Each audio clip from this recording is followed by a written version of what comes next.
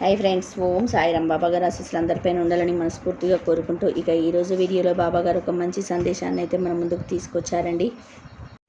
ఈరోజు ఈ వీడియోను మొదలు పెడుతున్నాను.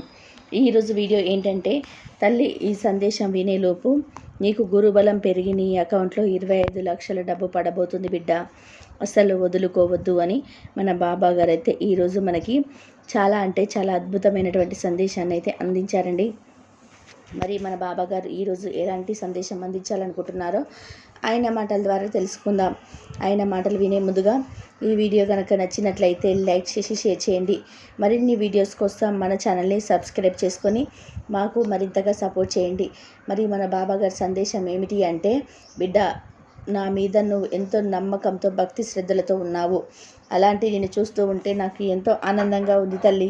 ఇప్పటి వరకు నువ్వు నీ జీవితంలో ఎన్నో సమస్యలు, ఎన్నో కష్టాలు అనుభవించావని బాధపడుతున్నావు కదా. ఇక నీ బాధ అనేది నీకు ఇక అనవసరం. అతి త్వరలోనే నువ్వు ఎప్పుడు చూడని ఆనందాన్ని నీకు ఇవ్వబోతున్నానమ్మా. నిజమే తల్లి, నన్ను నమ్ము. మీరు ప్రతిరోజు కూడా ఇలాగే చెప్తున్నారు బాబా అని నీ మనసులో అనుకుంటున్నావు కదా బిడ్డ. అలా అస్సలు అనుకోకు తల్లి. జరిగిపోయిన కాలాన్ని ఒక్కసారి వెనక్కి తీసుకొని చూడు. నువ్వు ఎన్ని కష్టాలు ఎదుర్కొన్నావో ఆ కష్టాలన్నీ చూసి ఆ కాలం నీకు ఏం చెప్పబోతుందో ఒకసారి ఆలోచించి బిడ్డ. నీ కుటుంబంతో కలిపిన కష్టాలు, నిద్రలేని రాత్రులు, అవన్నీ కూడా ఒక్కసారి ఆలోచించి అమ్మా. ఒక విషయం చెప్పనా బిడ్డ, నువ్వు ఎంతో నమ్మిన నీ స్నేహితుడే ఇప్పుడు నీతో లేరు. వారు నీతో లేరని ఎప్పుడు కూడా బాధపడకు. ఎవరున్నా లేకున్నా నీకెప్పుడు కూడా నేను ఉంటాను బిడ్డ. నీ ఆపద సమయంలో కూడా ఏదో ఒక రూపంలో వచ్చి నీకు సహాయం చేస్తాను తల్లి. నేను ఎప్పుడు కూడా నీ బాధలన్నీ కూడా తీరుస్తానమ్మా. ఇది నేను ఊరికేనే చేయటం లేదులే. నువ్వు నాపై చూపే ప్రేమ, భక్తి, నమ్మకం వల్లే నీ కష్టాలను నేను మోస్తున్నాను. నువ్వు ఆనందంగా ఉంటేనే నేను కూడా ఆనందంగా ఉంటాను తల్లి. నీ కష్ట సమయంలో కూడా నీ భుజం తట్టి మరి నీకు పరిష్కారం చూపుతాను బిడ్డ. ఎవరైతే నిన్ను అవమానించారో వారి ముందే నిన్ను ఉన్నత స్థాయిలో నిలబెడతాను తల్లి. నీకు ఏదో ఒక రూపంలో నీకు రావాల్సిన ధనం అనేది చేతికి అందేలాగా చూస్తాను. నువ్వు అప్పుల్లో కూరుకుపోయినప్పుడు, కష్టాలతో సతమతం అవుతున్నప్పుడు నీకు ధైర్యాన్ని ఇచ్చి నీకు మంచి మార్గాన్ని చూపించిన నీ తండ్రినమ్మ నేను. నీ కోసం ఇల్లు ఏర్పరిచి అన్ని విధాలుగా కూడా అన్ని అనుకూలంగా ఉండేలాగా చూశాను. ఎప్పుడు కూడా నా మనసుకు నచ్చిన ముద్దు బిడ్డవు తల్లి నువ్వు. నీ చుట్టూ ఉన్న వారంతా వారి సంపద గురించి చెప్పినా నువ్వు మాత్రం నా అడుగు జాడల్లోనే నడుస్తున్నావు బిడ్డ. ఎవరెవరు ఎన్ని మాటలు మాట్లాడినా సరే నా జీవితాన్ని నా సాయి తండ్రి బాగు చేస్తారని నమ్మకంతో ఎదురు చూసావు. అందరూ నా ఆలయంలో ఉండడానికి, నన్ను దర్శించుకోవడానికి సలహాలు వెతికారు. కానీ నువ్వు మాత్రం నన్ను నీ మనసులోని నిలుపుకొని నన్ను దర్శించావు బిడ్డ. అందరూ వారి మిగిలిపోవాలని కోరారు. కానీ నువ్వు మాత్రం చాలా ప్రశాంతంగా నా మీద నమ్మకంతో ఉన్నావు బిడ్డ. నీకు మంచి చేస్తానని నమ్మావు కదా తల్లి. అలాంటి నీకు మంచి చేయకుండా ఉంటానా చెప్పు. ఇప్పటి వరకు నువ్వు నన్ను నమ్మి కాలాన్ని గడిపేశావు. ఇప్పటి వరకు ఈ కాలంతో పాటు నేను కూడా నీతోనే ఉంటూ నీ గురించి ఆలోచిస్తాను బిడ్డ. ఇప్పుడు నీ మనసు కుదుట పడింది కదా తల్లి. నీకు కావలసింది నీ ముందు ఉంచుతాను. నువ్వు కోరింది ఆనందంగా స్వీకరించు. ఏది జరిగితే నువ్వు ఆనందంగా ఉంటావో అది నీ జీవితంలో తప్పకుండా జరిగి తీరుతుంది. నేను తిట్టిన వారికి మంచి మాటలు చెప్పు, మంచినే చెప్పు. నువ్వు ఎప్పుడు ఎలా ఉంటే నీ బాబాను కూడా ఎప్పుడు కూడా నీతోనే ఉంటాడమ్మా. నీ జీవితంలో గడిపిన కొన్ని క్షణాలు మాత్రమే జాగ్రత్తగా ఉండు బిడ్డ.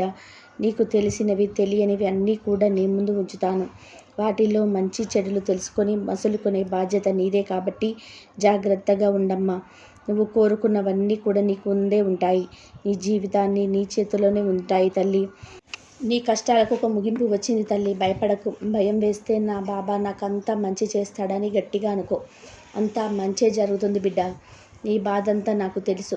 అన్నింటికి కూడా నేను ఒక ముగింపునిస్తాను. అప్పటి వరకు నువ్వు నమ్మకంతో ధైర్యంగా ఉండు. అప్పుడే అంతా అయిపోయిందని అనుకోకు. అతి త్వరలోనే నీ జీవితం మారిపోతుంది బిడ్డ. నేను చక్కబెడతాను కదా. కాబట్టి నమ్మకంతోనే నీ పనులు నువ్వు చేసుకో. మిగతాదంతా నేను చూసుకుంటాను. ధైర్యంగా ఉండవని చెప్పాను కదా తల్లి. అప్పుడే అంతా అయిపోలేదు. ఇప్పుడు నీ జీవితం మొదలైంది.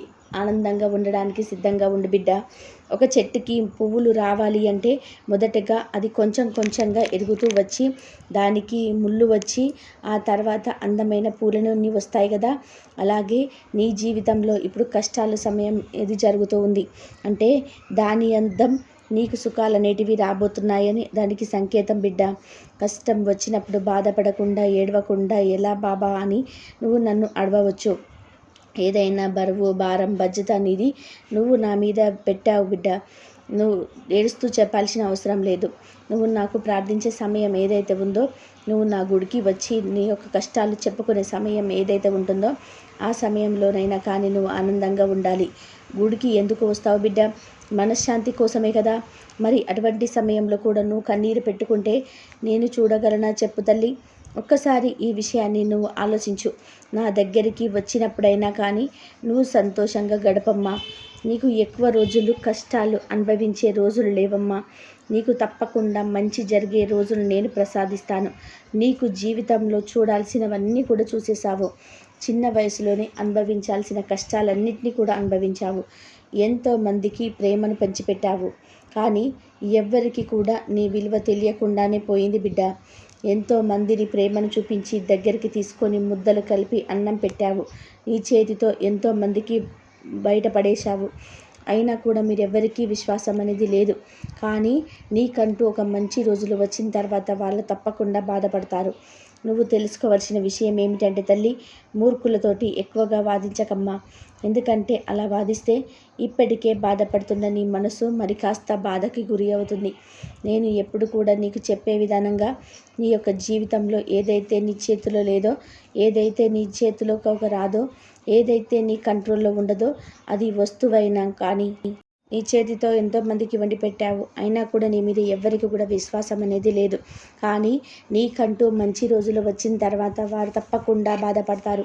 నువ్వు తెలుసుకోవాల్సిన విషయం ఏమిటంటే తల్లి, మూర్ఖులతోటి ఎక్కువగా వాదించకమ్మా. ఎందుకంటే అలా వాదిస్తే ఇప్పటికే బాధపడుతున్న నీ మనసు మరి కాస్త బాధకి గురి అవుతుంది. నేను ఎప్పుడు కూడా నీకు చెప్పే విధానంగా నీ యొక్క జీవితంలో ఏదైతే నీ చేతిలో లేదో, ఏదైతే నీ చేతిలోకి రాదో, ఏదైతే నీ కంట్రోల్లో ఉండదో, అది వస్తువైనా పని అయినా కానీ లేకపోతే ఏ బంధమైనా కానీ సంబంధమైనా కానీ అది పూర్తిగా వాళ్ళ ఇష్టానికి వదిలేసాయి. ఎందుకంటే నువ్వు ఎంతగా దాని నీ జోన్లోకి లాక్కోవాలని చూసినా కూడా నీది కానప్పుడు, నీది కాదు అన్నప్పుడు నీ దగ్గరికి ఎప్పటికీ కూడా రాదని గుర్తుంచుకో బిడ్డ. కాబట్టి ఎప్పుడు కూడా నీది కాదన్న దాని వైపు పరిగెత్తద్దమ్మా. శ్రద్ధ సబురుతో ధైర్యంగా ఉండు. ప్రతి క్షణం కూడా నువ్వు దేనికైనా సరే సిద్ధంగా ఉండు. వస్తే ఏ సమస్య అయినా వస్తే రాని, నా బుద్ధితోటి నా మనస్తత్వంతో నేను ధైర్యంగా నిలబడతాను. అప్పుడే ఏ కష్టం వచ్చినా కూడా వెంటనే వెనక్కి తిరిగి పారిపోతుంది బిడ్డ. నువ్వు ధైర్యంగా ఉన్నప్పుడే నీ కష్టాలు కూడా నీ దరిదాపులోకి రావు.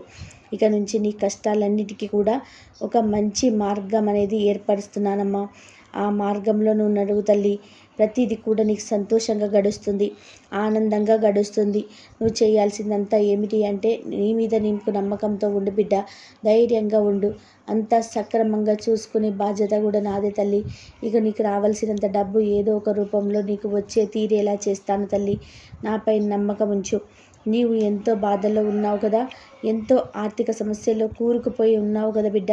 నాకు ఈ సమయంలో ఒక 10 లక్షలు చేతికి అందితే నా సమస్యలన్నీ కూడా తీరిపోతాయి. లేదంటే ఒక వ్యాపారాన్ని వదిలిపెట్టి దానిలో అభివృద్ధి సాధిస్తానని కుంగిపోతున్నావు కదా బిడ్డ. నువ్వు చేయాల్సిన పని అయితే సక్రమమైందైతే నీకు రావాల్సిన డబ్బు అనేది ఏదో ఒక రూపంలో ఒక మంచి అవకాశాన్ని అయితే నీకు చూపించబోతున్నాను. తప్పకుండా నీకు రావాల్సినంత డబ్బు అయితే తప్పకుండా నీ దగ్గరికి వస్తుంది బిడ్డ. నాపై నమ్మకం ఉంచు. అంతా నేను చూసుకుంటాను. నువ్వు సంపాదించింది నీ కోసం, నీ బిడ్డల కోసం, నీ కుటుంబం కోసం, ఖర్చుల కోసం, నీ తల్లిదండ్రుల కోసం బిడ్డ. అందులో ఒక్క రూపాయిని తీసి పేదవాళ్ళకి కూడా ఉపయోగించు. అప్పుడు నీ కష్టాలన్నీ కూడా వెంటనే తిరిగి పారిపోతాయి. నీకు ఎటువంటి కర్మదోషాలు ఉన్నా కూడా పారిపోతాయి బిడ్డ. నువ్వు 50 రూపాయలు సంపాదిస్తే అందులో ఒక 2 రూపాయలు ఎవరికైనా సహాయం చేస్తే బాగుండు అని నీ మనసు ఎప్పుడైతే మోస్తుందో అప్పుడే నీ జీవితంలో శుభగడియలు అనేటివి మొదలవుతాయి. ఈ ఒక్క విషయం గుర్తుంచుకో బిడ్డ. నన్ను నమ్ముకున్న నా భక్తులందరికీ కూడా ఎల్లప్పుడూ కూడా మంచి చేస్తాను. నమ్మకంతో విశ్వాసంతో ఉండండి అని మన బాబా గారు అయితే ఈరోజు మనకి చాలా అంటే చాలా అద్భుతమైనటువంటి సందేశాన్ని అందించారండి. సాయి బాబా పిలుపు ద్వారా వచ్చిన ఈ సందేశం మీ అందరికీ కూడా నచ్చిందని అనుకుంటున్నాను. ఈ వీడియో కనుక నచ్చినట్లయితే మిగతా సాయి భక్తులందరికీ రీచ్ అయ్యేలా షేర్ చేసి లైక్ చేయండి. అలాగే మన ఛానల్ని ఎవరైనా మొదటిసారిగా చూస్తున్నట్లయితే తప్పకుండా సబ్స్క్రైబ్ చేసుకొని మాకు కొంచెం సపోర్ట్ చేయండి. సర్వే జన సుఖినో భవంతు. ఓం సాయిరం. సర్వం శ్రీ సాయినాథ్ అర్పణమస్తు. శుభం భవతు. ఓం సాయిరం. శ్రద్ధ సబూరి. బాబా గారు ఏది చెప్పినా మన మంచి కోసమే చెప్తారు కాబట్టి కొంచెం ఓపిక శ్రద్ధ సహనంతో కనుక ఉన్నట్లయితే అంతా మంచి జరుగుతుంది. అందరూ బాగుండాలి, అందరిలో మనం ఉండాలి. ఓం సాయిరం. శ్రద్ధ సబూరి. బాబా గారు ఆశీస్సులు అందరిపైన ఉండాలని మనస్ఫూర్తిగా కోరుకుంటున్నాను.